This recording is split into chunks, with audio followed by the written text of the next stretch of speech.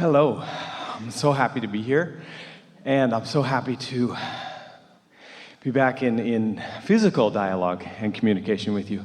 I am all the time internally in dialogue with you. I have so much excitement in my life right now. I can look at any avenue, any arena, and there's good things going on. And I'm really living in kind of the realm between hope, believing, and knowing. I've spent 95% of my time there, and it's amazing, to the point where hope doesn't actually feel that good. You know, the element of doubt included in it. So on the emotional scale, there is doubt way over here, hope way over there, and then there is believing, and then there's knowing. Can you feel that source is continually calibrating even beyond where it is? In other words, there's no ending to the calibration. So deeper and deeper knowing. And so what I want to talk with you about is in terms of it's not just deeper and deeper knowing. Expanded is a better word than deeper. Expanded knowing. But it's more frequent knowing. It's finding it, isolating it, and calibrating to it. That's what you mean by deeper. And then more easily accessible, more normal for me. I love this concept of calibration. It's new. I love that you bring something new every time. A couple days ago, I was listening. You ask for something new. Yes, every time. For sure, and I definitely do. A couple days ago, I was listening. You put it in the vortex. You did. You and your life has put it in the vortex. Absolutely. Yeah. We just got there first because we have no resistance. When you ask for something that has never been before, it comes instantly to us in terms of our knowing, because we have nothing that resists it. And so when you ask for it, it is, as far as we are concerned. So we're right there, holding the frequency of that, broadcasting the frequency of that, making it possible for you to calibrate to the frequency of that. You got that? So when you're at this place of things going really, really well, and the fine-tuning that you want to make is almost more subtle, perhaps? Why would you want to do that? Why would I want to? Why would you want more? Or why would you want to fine-tune more? What's your motive in that? So, for instance, these particular project that I'm working on, there's so much of it that's happening, and But our question is, what is the motivation for your calibration? Is it for greater accomplishment, or is it for the resonance of calibration? This is a trick question. But isn't the accomplishment, to a certain extent, the proof of the calibration? It is.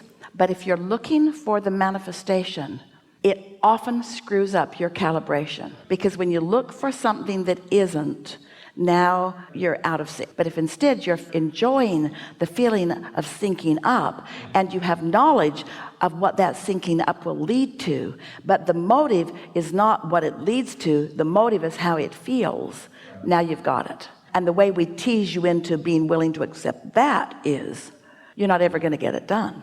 Your inner being is always going to be a beat ahead of you, because you're always going to be launching a new rocket. And so if you want to be all caught up, you're not ever going to be all caught up. There's always going to be something new for you to calibrate to. So let's make a statement to the universe. Let's be thankful to the universe. Let's shout to the universe this understanding that we just found. I never will be done, and I like it that way, because calibration is my life. Calibration is my joy. Calibration is my quest. Calibration is the joyful expansion that is my eternal nature. Not accomplishing something. You're not a creator of stuff. You are an active creator. It's the creating that rings your bells, not the creation. But if you didn't have the idea of the creation, you wouldn't do the creating. But it's the creating that reads your bells, not the creation. But the creation is a good thing, because it's a bouncing off place to more creating. But it's not the next creation that is ringing your bells. It's the creation that is ringing your bells, because you are a creator. Whew. I'm going to have to re-listen to that. My thing. Well, it's the difference between a noun and a verb. In other words, you're not the noun, you're the verb. You're the becomer. You're the beiner. You're the becoming more. You're the eternaler. So the other day I was in the recording studio because I make music, and it's kind of the direction I'm going more and more and more.